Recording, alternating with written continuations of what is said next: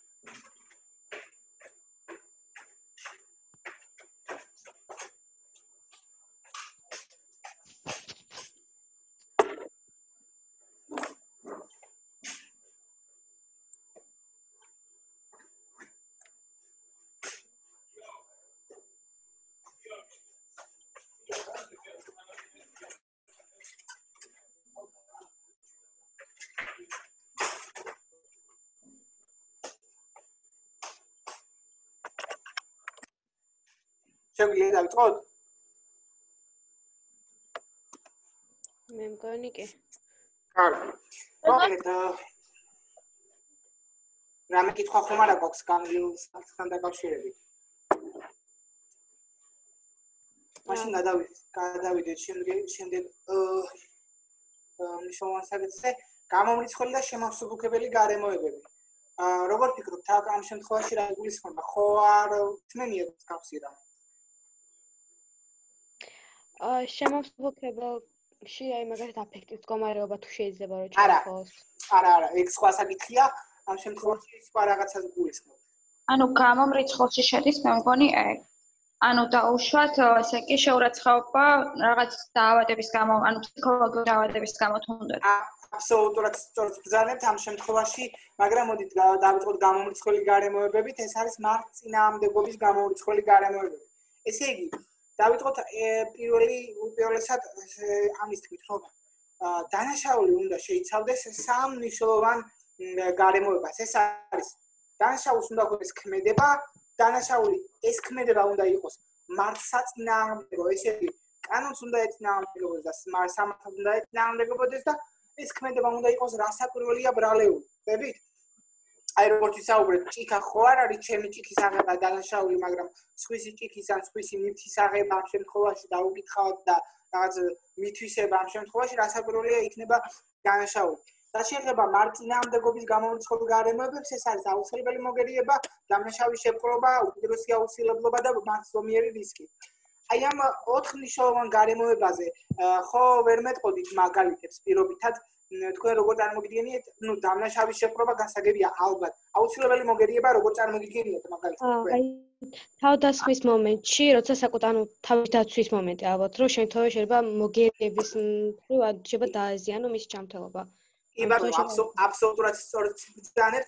უკიდურესი აუცილებლობა როგორ რა შეიძლება იყოს. ერთი კარგი მაგალითი მახსენდება ამ უკიდურეს აუცილებლობაზე და ვახსენებ მაგასაც. აი მაგალითად ერთ-ერთი მახსენდება მე თუ ხედავ რომ ადამიანი იარაღით იმუქრება, ამ დროს შენ მის უკან ხარ, თქვა, შენ გაქვს იარაღი და მას ესროლე, ეს ალბათ უკიდურესი აუცილებლობა. ცოტა განსხვავებულია ეს იქიდან გამომდინარე, რომ ამ შემთხვევაში სამართლებრივი სიკეთე უნდა აღემატებოდეს იმ სამართლებრივ სიკეთეს, რასაც ჩვენ გადავარჩენთ, რასაც ჩვენ უпростоრად, რასაც ჩვენ დავაზიანებთ. სამართლებრივი სიკეთე ის ნაკლები უნდა იყოს იმაზე, რასაც ჩვენ გადავარჩენთ. ხვდებით? ნუ ამ შემთხვევაში თუ ერთ სიცოცხლეს მეორე სიცოცხლეთი გადავარჩენთ, ეს იქნება უკიდურესი აუცილებლობა იმ შემთხვევაში, ამ შემთხვევაში შეგვიძლია ესეც გავითვალისწინოთ უკიდურესი აუცილებლობად, მაგრამ უფრო ნათელი მაგალითი იქნებოდა პირობითად ეგეთი რაღაცა იყო 90-იან წლებში საქართველოს ჩეჩნეთის ომი, როდესაც იყო ესე იგი ჩეჩნებმა გადმოკვეთეს საქართველოს საზღვარი. ესე იგი მათ უკანონოდ გადმოკვეთეს საქართველოს საზღვარი. ეს არის დანაშაული სამართალდარღვევა.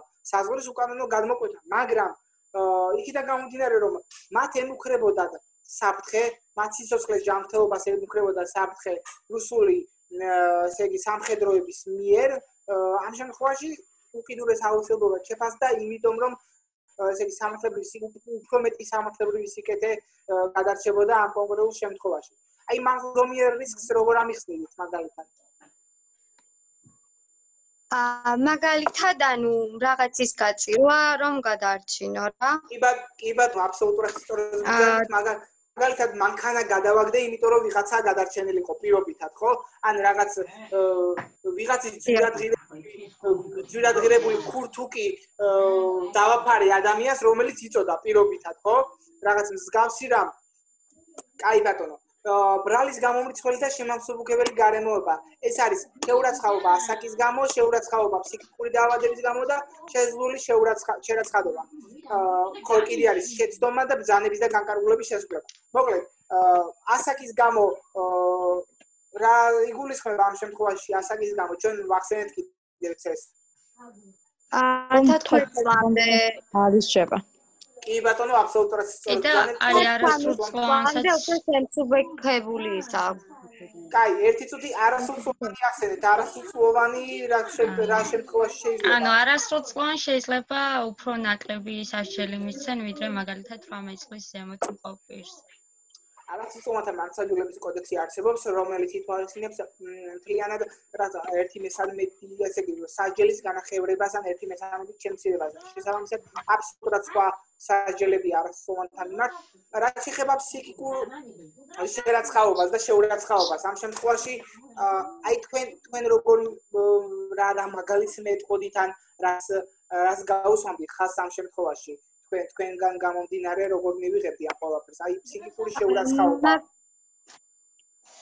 მაგალითად, ანუ რუსთავშრობიდან მოკლა ბავშვი რა, ფსიქიკურად ანუ შეურაცხადი იყო და ამიტომაც ანუ ფაქტურად არიდება გამოვიდა დანაშაულის და საგიჟეთში გაუშვეს უბრალოდ.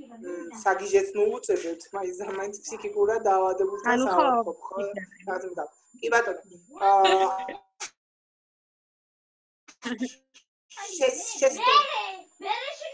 ბოდის გიხდით, იქნებ მიკროფონი გათიშოს, რომელიღაცამ ძალიან მიშლის ხმას. მაინც მესმის ხმა. კარგი, მოკლედ შეცდომაზე რა შეგვიძლია რომ ვთქვათ, აი შეცდომა როგორ წარმოგიდგენიათ თქვენ რომ შეცდომა შეიძლება იყოს გამომრიცხველი ან შემამსუბუქებელი გარემოება.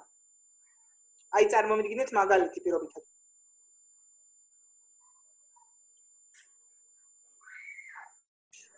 მე ერთ მაგალითი მახსენდა, თქვა ადამიანი ვარჯიშობდა სროლაში, თქვა რაღაც სამიზნეებზე და შეცდომით მოარტყა ადამიანს, თქვა, რომელიც იქ რადგან მოვიდა რა ვიცი. კი ბატონო.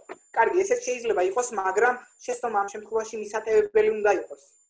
ეს ვერ გამოგვივა, იმიტომ რომ ვერ გამოვა შეცდომა, ასე ვთქვათ, ვერ შევაფასებთ შეცდომას, იქიდან გამომდინარე, რომ ეს შეიძლება იყოს გაუფრთხილდობით ჩადენილი სიცოცხლის მოსვლა. ხო, კვლელობა არის მხოლოდ და მხოლოდ განზრახ ჩადენილი დანაშაულისათვის, განზრახ გაუფრთხილდობას არ უწოდებთ კვლელობას, გაუფრთხილდობით სიცოცხლის მოსვლას. კარგი, ეს ამაზე მინდა რომ გავუსვათ ხაზი.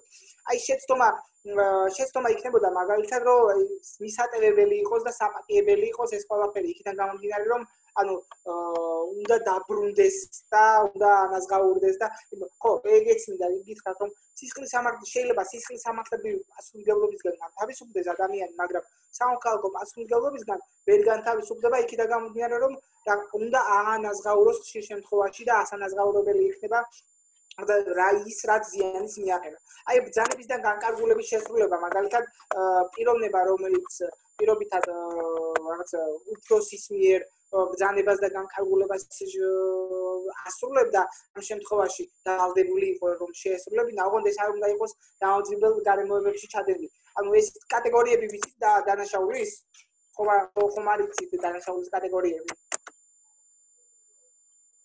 აი დანაშაულის კატეგორიები იყოფა სამი მართულად ეს არის ნაკლებად მძიმე და განსაკუთრებული ნაკლებად მძიმე დანაშაული არის როდესაც 5 წლამდე თავისუფლების აღკვეთა მძიმე არის როდესაც 10 წლამდე 5-დან 10 წლამდე თავისუფლების აღკვეთა და განსაკუთრებით მძიმე არის 10-დან ზემოთ უკვე ნუ უვადო თავისუფლების აღკვეთას რა თქმა უნდა ხო სასჯელი აი ეს ზოგადად სასჯელ ასრულების სამართალი ცალკე მიმართულება აბსოლუტურად და ცალკე არ გადისწავლება და შესაბამისად მე ვცადე რომ წარმომედგინა თქვენთვის ანუ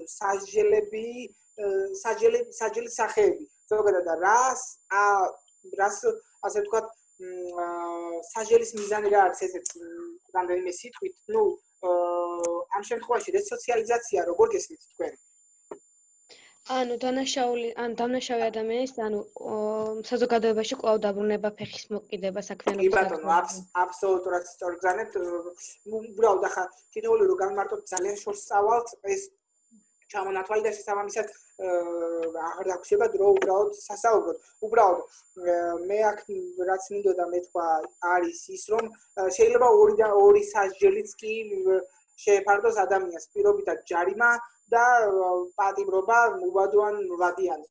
კაი. საქართველოს სისხლის სამართლის კოდექსის არის მე მუხლი. ხო, მოკლედ რამდენიმე მუხს განვიხილავთ, იმიტომ რომ უბრალოდ რო არ დაგვჭება ყველა სამი სემესტრის განმავლობაში გავდიოდი სისხლის სამართალს და 1-2 საათში შეუძლებელიც გია რომ წარმოვადგინოთ მთლიანად ეს დარგი. კაი. განზრახულობა ეს არის მე მუხლი, უბრალოდ ორი სიტყვაა, უბრალოდ მარტივად, უბრალოდ რაც, მაგრამ არის ხშირ შემთხვევაში იწოდება ლიტერატურაში როგორც მარტივი მკვლელობა. არანაირი შემამსუბუქებელი და არანაირი დამამძიმებელი გარემოებები. ხოლო რაც შეეხება დამამძიმებელ გარემოებებს, ნუ მკვლელობაზე ჩვენ ვისაუბრეთ უკვე, ხო, განზრახვა, რასაც ნიშნავს თქვენ კარგად აღნიშნეთ და შესაბამისად მშვენივრად წარმოადგინეთ და აღარ არის უფრო მეტი განმარტება საჭირო. რაც შეეხება 119 მუხლს, ეს არის დამამძიმებელ გარემოებებში მკვლელობა. აი თქვენ როგორ წარმოგიდგენიათ, რა შეიძლება იყოს განზრახულობის დამამძიმებელი გარემოებები? ან შეიძლება მაგალითად წამება.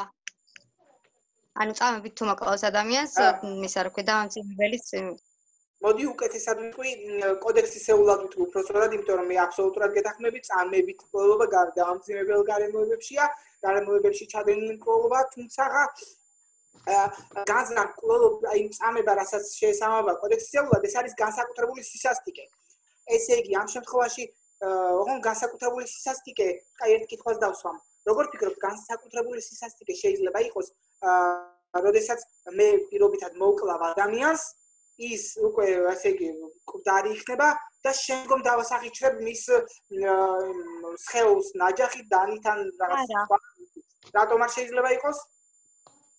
იმიტომ რომ ადამიანს ანუ ზოგადად ანუ სიკვდილის შემდეგ აღარ ითვლება რა თუ ცოცხალ მდგომარეობაში იქნება მიყენებული ის ჭრილობები და რაღაცები მაშინ შეიძლება ითქვას და მოდი უფრო კარგად მითხარი აი ცოცხალ მდგომარეობაში რატო იმიტომ რომ ანუ მაშინ უკვე აღარ იმაშვება ფაქტიურად აღარ არსებობს ადამიანი რა შეიძლება დავამატო ცოცხალ ადამიანს აქვს უფლებები რომელიც არის ღირსების ხელშეუვალობა არა, ნახეთ, კი ბატონო, აბსოლუტურად თქვენ სწორად მიდიხართ, მაგრამ მოდი უფრო დავა კონკრეტულად და უფრო სწორად აღნიშნოთ. ცოცხალ, ასე იგი ადამიანმა სისასტიკე უნდა აღიქვას. ანუ ის ცოცხალი უნდა იყოს მაშინ, როდესაც პირობითად კირილობებს მივაყენებთ, შეურაცხყოფთ და ასე შემდეგ. შესაძლებელია გარდაცვლილობის, ესე იგი, გარდაცვალების შემდეგ, რასაკვირველია, ცხედრის შეურაცხყოფა იყოს შეფარდებული, მაგრამ ეს რა თქმა უნდა არ იქნება განსაკუთრებული სისასტიკე. კარგი, აქ გვაქვს კიდევ ძევლად ხელში ჩაგდება ერთი წამი, ძევლად ხელში ჩაგდება, ხო, ეს ერთი თქვი, მაგრამ მინდა რომ თქვენ მიხვდეთ დამამძიმებელს, რომ თქვენთვის უნდა მომცა. კიდე რა შეიძლება იყოს დამამძიმებელ გარემოებში ჩადენილი მკვლელობა. თქვენ როგორ ფიქრობთ? ძევლად ხელში ჩაგდება უკვე თქვით. აი მაგალითად ძევლად ხელში ჩაგდება, ანუ მესმა დაუფარო და კაჩაღო, ზუგდიდში რო არიან შეჭრილები ახლა, ხო? იქ რო პირობითად ვინმე მოკლან, აი ეს იქნება ძევლად ხელში ჩაგდებით მკვლელობა დამამძიმებელ გარემოებში. იმიტომ რომ ისინი ძევლად არიან ხელში ჩაგდებულები, ხვდებით? სამწუხარო მაგალითი ცალსახა. კიდე თქვენ მითხარით, კიდე რა შეიძლება იყოს დამამძიმებელ გარემოებში ჩადენილი განზრახულობა. ალბათ ტერორისტული აქტი, როცა დიდი რაოდენობით ადამიანის მოკლას ცდილობ განზრახ. კი ბატონო, თქვენ ორი დამამძიმებელი გარემოება წარმოაჩინეთ ამ შემთხვევაში. ესე იგი ისეთი მკვლელობა, რომელიც სხვებსაც უქმნის საფრთხეს, სხვა ადამიანებსაც, მაგალითად, ქუჩაში რო დავდგე და ერთი ვიღაც პავლეს მოკლა მინდოდეს და ავტომატით დავიწყო დასხილვა, ამ შემთხვევაში პავლეს შეიძლება გავიყოლო პეტრეს და ესეც ვერიკოც, ხო? ვენერა და ასე შემდეგ, ხო? მაგრამ ეს ამ შემთხვევაში და კიდე ორი ან ორზე მეტი, ხო? ორ ადამიანს თუ კლავთ ან ორზე მეტ ადამიანს თუ კლავთ. კიდე არსებობს კიდე თქვენ წარმოვიდგენთ, ნუ გერდებათ, ნუ რაფრის თქვით ნებისმიერი რამ, იმიტომ რომ სურათებიც მაქვს წარმოდგენილი და როგორ ფიქრობთ ეს ანუ შევეცადე რომ მომეძებნა რაღაცა ასოცირებული სურათები და თქვენ თუ მიხვდებოდით ამას აი თუ მიხვდებით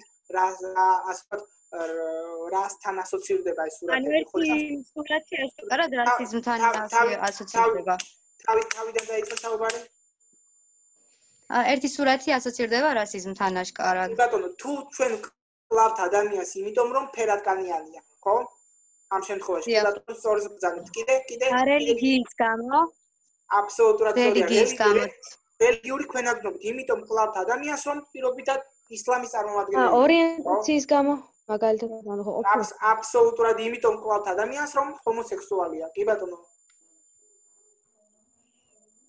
დამამძიმებელი გარემოება და ჯგუფურობა ერთი წამი კი ბატონო სწორს ბრძანებთ ჩაკეთე და გავაგრძელოთ ცოტა ხანში აი რელიგიური და სექსუალური ორიენტაცია აღნიშნეთ.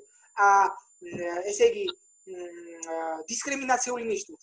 ეს მინდოდა რომ გამესვა ხაზი. მოდი შენ თქვი ჯგუფურად კლუბაზე რო თქვი, ხო? თუ? კი, იყო ნახსენები. ჯგუფურობა.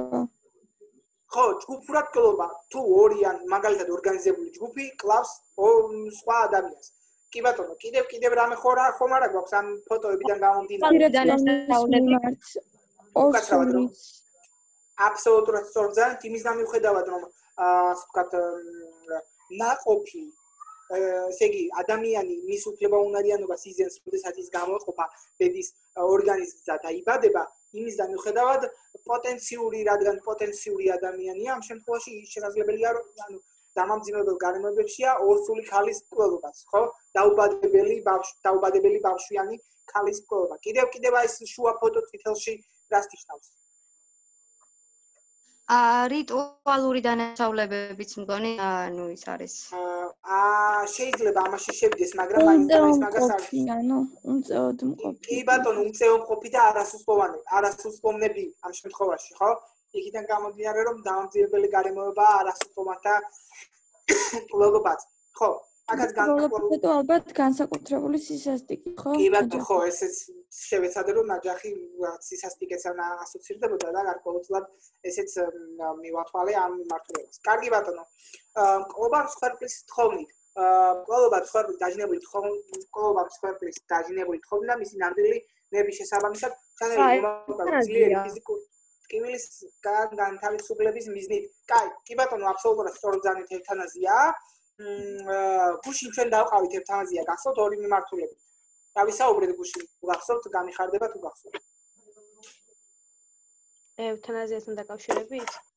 ბატონო და ერთმა ადამიანმა კარგად აღნიშნა. კი, ვისაუბრეთ. ყველობა მსხვერპლის თხოვნით. კი ბატონო, რა უწოდეთ არა, ეტიმოლოგიური განმარტებით როგორ განმარტება ევთანაზია? ტკბილის სიკვდილი. აბსოლუტურად სწორად გზავნებთ, ჭეშმარიტება აბსოლუტური. ხო, ევთანაზია იყოფა ორი მიმართულებით. რომელი ორი მიმართულება ხო ვერ მეტყვით, ხო ვერ შემახსენებთ? პასიური ევთანაზია და აქტიური ევთანაზია. კარგი, პასიური ევთანაზია რა არის და აქტიური ევთანაზია რა არის? ანუ პასიური ევთანაზია არის მაგალითად, როდესაც ადამიანს ჭირს კიბოს, ექიმი უწყვეტს მკურნალობას, იმიტომ რომ აზრი არ აქვს და აქტიური არის ინექცია შევყავთ და უკყავთ ადამიანს, იმიტომ რომ გვინდა ტკივილები შეუმსუბუქოთ. ივად, გარკვეულწილად სწორია, პაციენტის შესახებ საქართველოს კანონის მიხედვით პასიური ევთანაზია დასაშვებია, მაგრამ დასაშვებია მედიცინის წარმომადგენლისგან, ხო? იქიდან გამომდინარე, რომ უპირველესად დასკვნები ჩნდება და შენ აქტიური ევთანაზია რასაც ქვია. აქტიური ევთანაზია ზოგ ქვეყანაში არ ისჯება და გახსოვთ მე ფრეითის საქმე გითხარით თუ გაეცანით ძალიან კარგი იქნება და ხო ესეც აქტიური ევთანაზიის მაგალითი იყო რომელსაც უფლება არ მისცეს რომ გარკვეულწილად რაღაცა განეხორციელებინა და რაღაცა ძლიერი ფიზიკური ტკივილისგან განთავისუფლებული იყო. კარგი, რამე სხვა არ დამატებით ამასთან დაკავშირებით ან ხომ არ გინდათ რამე კითხვა დასვათ ევთანაზიასთან დაკავშირებით? აი, გადავიდეთ შემდეგზე. მაშინ ეს არის განზრახულობა უეცარი სულიერი აღალვების მდგომარეობაში. ეს რა არის? ამას არის აფექტია. კი ბატონო, აბსოლუტურად. როცა ადამიანს მხოლოდ 6 წუთის განმავლობაში აქვს ეს აღელვების მდგომარეობა. კარგი, 6 წამის უფრო სწორად წამის მგონი. აი, მოდი ასეთი მაგალითი წარმოაჩინოთ, რეალურ მაგალითს გეტყვით. ჰოლოკოსტი და გერმანელების მიერ ებრაელების გაჟლეტვა და ჯოჯოხეთი ყველასთვის ცნობილია, დარწმუნებული ვარ თქვენთვისაც და ერთი ასეთი მაგალითი. რეალური მაგალითია ეს 50-იან წლებში მოხდა. პიროვნება, რომელიც ჰოლოკოსტის მონაწილე იყო ებრაელი, რომელსაც ძალიან ისეთი რომელზეც ექსპერიმენტებს ატარებდნენ და რომელსაც ძლიერ ფიზიკურ ტკივილს ანიჭებდნენ და ჯანმრთელობას ულახავდნენ, მაგრამ გადარჩა ეს ადამიანი 10 თუ 12 წლის გასვლის შემდეგ მან ქუჩაში ნახა ის ადამიანი, წარმოგიდგენთ 10-12 წელია გასული. მან ქუჩაში ნახა ის ადამიანი, ვინც აწამებდა. ჩავარდა ძლიერი სულიერი აღელვების მდგომარეობაში და ეს ადამიანი მოკლა. აფექტად შევასებდით ამას? კი. რატომ? ანუ წინაპირობა ჰქონდა ამ ადამიანს, ანუ რაღაც კონკრეტული თუნდაც სულიერი ტანჯვიდან გამომდინარე, ფიზიკური ტანჯვიდან გამომდინარე და ანუ აღელდა, ანუ გახსენებიდან გამომდინარე და უბრალოდ ვეღარ მოთოკა თავი ამ შემთხვევაში. ეს ძლიერი სულიერი აღელვება იყო. კარგი, კიდე ხომ არა გაქვთ რომელიმე საზრე კიდე დასაწყისად? მე არ შევაფასებდი აფექტის მდგომარეობას. უკაცრავად როგორ გავიმეოროთ თუ შეიძლება? არ შევაფასებდი. რატომ? არ შევაფასებდი. წუთიერი უნდა იყოს აფექტი. იმიტომ რომ აფექტის მდგომარეობა არის წუთიერი, ხო, ანუ წამიერად მოდის და 6 წამის განმავლობაში გრძელდება და ანუ ეს უკვე 10 წლის მერე გაიხსენა, ანუ აქვს მიზეზი რომ მოკლა, მაგრამ კარგი, კიდევ ხომ არა აქვს იმის რამე აზრი. გასწავლოთ. მოკლედ, ძალიან ისეთი მრავალი რა, ორი მიმართულებით შეიძლება ამ შემთხვევაში ავიღოთ აზრი, თუმცა შეიძლება უიდან ნათელია ეს. მოკლედ, შეიძლება რომ ეს ჩაითვალოს აფექტის მდგომარეობა, შეიძლება რომ არ ჩაითვალოს აფექტის მდგომარეობა, მაგრამ მე ვთვლი რომ უნდა ჩაითვალოს აფექტის მდგომარეობა და გერმანიის სასამართლომაც ჩათვალა აფექტის მდგომარეობა, ეს ყველაფერი იქიდან გამომდინარე რომ ამ ზოგადად ანგარიში გაუწიეს ჰოლოკოსტს და იმ ტანჯვას და იმ საშინელებას რაც იყო იმ დროს, მაგრამ ამავდროულად, ესე იგი, როდესაც ეს ადამიანმა ნახა ის ადამიანი, ვინც აწამებდა, ის მან იმ წუთიერად განიცადა ეს ყველაფერი და იმ წუთში მიეცა შესაძლებლობა რომ რაღაცა თავი დაეცვა არა უпроსორად რაღაცნაირი სამაგიერო მიეზღო მისთვის. გარკვეულწილად მეც ვეთანხმები ამ ყველაფერს და რაღაც ეს უკვე შეფასებით და შედარების საკითხია. კარგი. მე აუცილებლად დასვი. თუ გაქვთ ინფორმაცია, რითი მოკლა, რამდენი ჭრილობა ქონდა მიყენებული? ნამდვილად არ ვიცი, უბრალოდ მე მხოლოდ ასე გავიცანი საქმეს, რომ მხოლოდ მოკლა და მე სამართლო შეაფასა როგორც აფექტის მდგომარეობა ეს ამ შემთხვევაში შესაძლებელია თქვენი გამოხატულება და აზრი იმასთან დაკავშირებით რითი მოკლა და რა მდგომარეობით მოკლა გარკვეულწილად იყოს მნიშვნელოვანი, მაგრამ რა ვიცი რომ არც იყოს მნიშვნელოვანი. ძალიან ისეთი საკითხია აფექტის მდგომარეობა და ერთი კითხვა მინდა რომ დავსვათ თქვენთან რომელი პროფესიის წარმომადგენლის დახმარება გჭირდება აი ამ ესე იგი ამ დანაშაულის დროს? ფსიქოლოგის ალბათ. ორივე ფსიქიატრის და ფსიქოლოგის დაარწმუნებული ვარ რომ აუცილებლად გჭირდება ორივე და იქიდან გამომდინარე რომ ფსიქიატრიული დასკვნა არის საჭირო პირდაპირ მნიშვნელობით. კაი. თვითმკვლელობამდე მიყვანა. მოდით ეს ამაზეც მესაუბრეთ, რას ნიშნავს როგორ ფიქრობთ თვითმკვლელობამდე მიყვანა? ვიტყვით შეიძლება. აუცილებლად შეიძლება. ყველაზე გავრცელებულია თუნდაც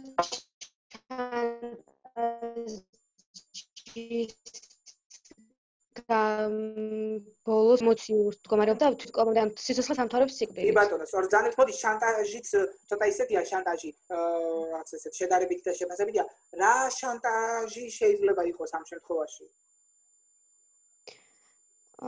მაგალითად პირადი ცხოვრების ამსახველი კადრები. აი სწორედ ეს არის ყველაფერი და შესაბამისად მნიშვნელოვანია ეგეთი რამ რომ პირადი ცხოვრების მაგალითად სექსუალური რაღაცა ინტიმური ფოტოების ან ვიდეოების გავრცელების და სამწუხაროდ მსგავსი ფაქტები ქონდა არაერთი სამწუხაროდ.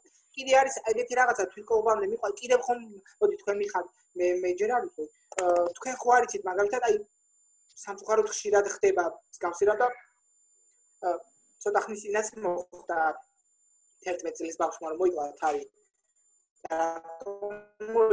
თავი თუ გახსოვთ. ძალადობდა მგონი მამა. მამის ძალადობა შეუძლებდა. კი ბატონო, აი ძალადობა, დამცირება, შეურაცხყოფა, ხო? ეს ყველაფერი არის თვითმკვლელობამდე მიყვანის შემადგენლობაში და ნახეთ როგორ რაღაცა არის, როდესაც ადამიანი თავს იკლავს და დადგინდება რომ ის თავს იკლავს, გამოძიება ყოველთვის იწყება თვითმკვლელობამდე მიყვანის შემადგენლობით. იწყება, ნუ შეიძლება არ დადგინდეს და შეჩერდეს როგორც უბრალოდ თვითმკვლელობად, არავის ბრალეულობით, მაგრამ ყოველთვის იწყება ხშირ შემთხვევაში არა, ყოველთვის იწყება თვითმკვლელობამდე მიყვანის შემადგენლობით. ხომ არა გვაქვს რამე კითხვა ამ შემთხვევაში? გადავიდეთ. ანუ განსაკუთრებით ის იყო. დიახ, ისმენთ. ანუ რო დავსახო შეიძლება ლურჯივე შაპირო იყო თამაში. კი ბატონო, ბავშვებს. მართლა საშინელება ხდებოდა. კი ბატონო, ესეც თვითმკვლელობამდე მიყვანა იყო, თუმცა როგორც ვიცი, ვერ დაიჭირეს ის ადამიანი, ვინც ყველაფერს განაგებდა და ხო რა ვიცი, არ მსმენია ყოველ შემთხვევაში. ხო, არა, არც მე მგონი.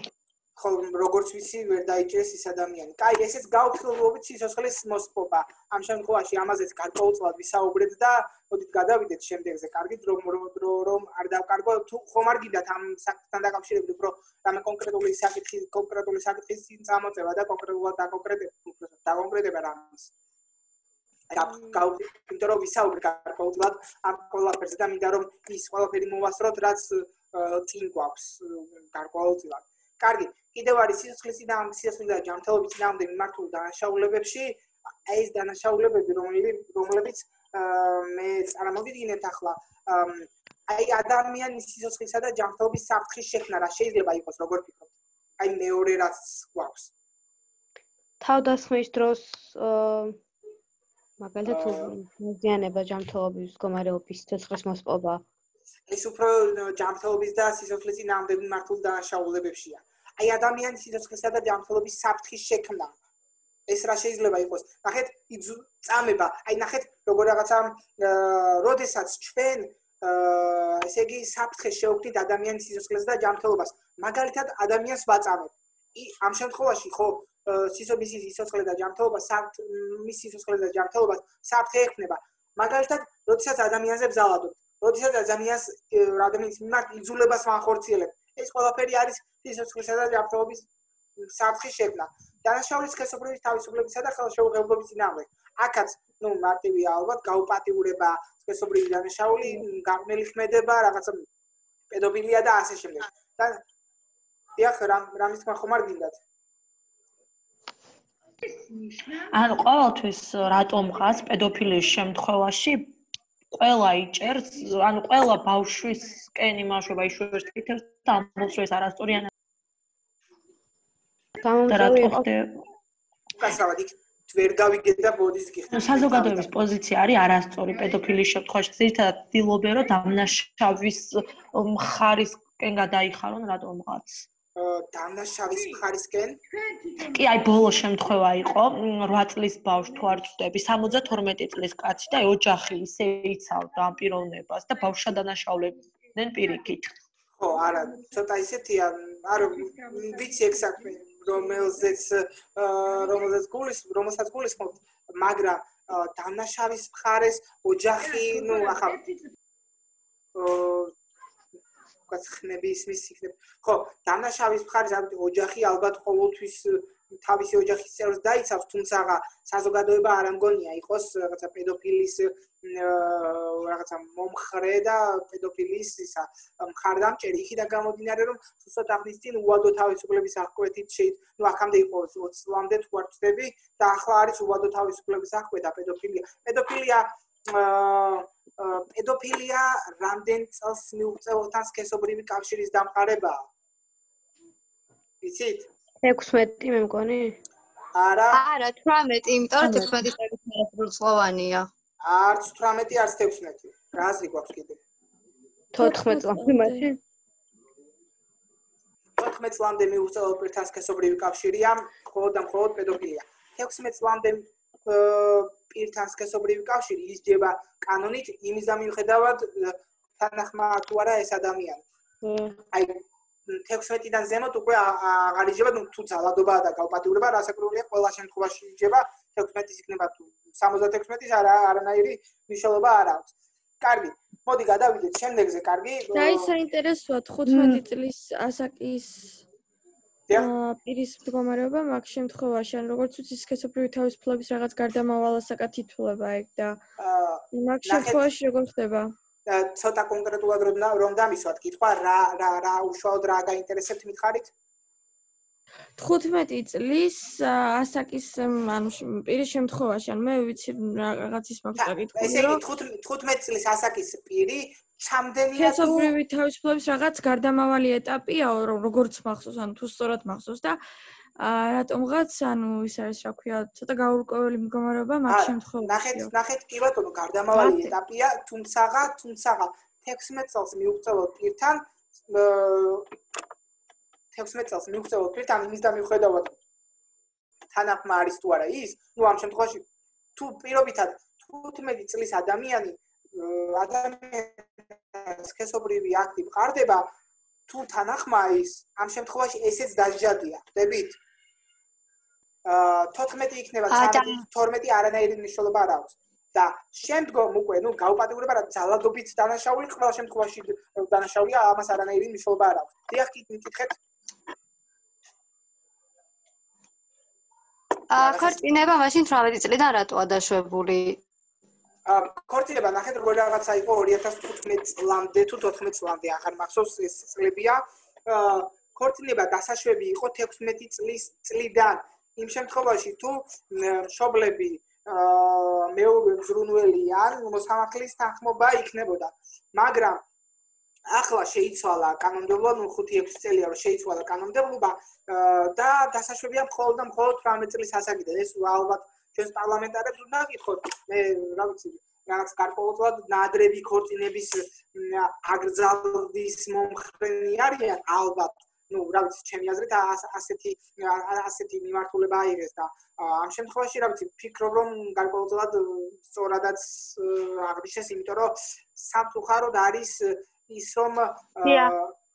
რომ აი ნაადრევი ქორწინების გამო ვერ ვითარდება და ისეთ განათლებას ვერ იღებს ადამიანები, რომლებიც ასე ქორწინებიან. მე ახლა 26 წლის ვარ და შესაბამისად ცოტა ისეთი თაობისის წარმომადგენელი ვარ, სადაც ეს ყველაფერი იყო. მაგალითად, როცა მე-7 მე-8 კლასში ვიყავი, რაღაცა ჩვენი სკოლის მე-9 და მე-10 კლასის გოგოები უკვე თხოვდებოდნენ და შესაბამისად, რა ვიცი, შეფასების საკითხია, თუმცა მე არ მივესალმები მსგავს რაღაცა არც მომწონდა და არც ახლა არ მომწონდა, რაც აგრულია, არც მომწონდა არასდროს, იმიტომ რომ გარკვეული დონე უნდა არსებობდეს რაღაცა ზომა, რომ რაღაცა ქორწინება იყოს დასაშვები, იმიტომ რომ მიიღოს საშუალო განათლება ადამიანმა, რომ რაღაცა მინიმალურ განვითარებაზე იყოს, ხო? კარგი. რამე კითხვა ხომ არ აქვს ამასთან დაკავშირებით? არა. მეგობრებო, ერთ წუთში ვითიშებით და ისე თავიდან რა შემო. ანუ ერთ წუთში ვითიშებით და კაი ბატონო, მოდი გავთიშოთ მაშინ და იმიტომ რომ ერთი ჩართვა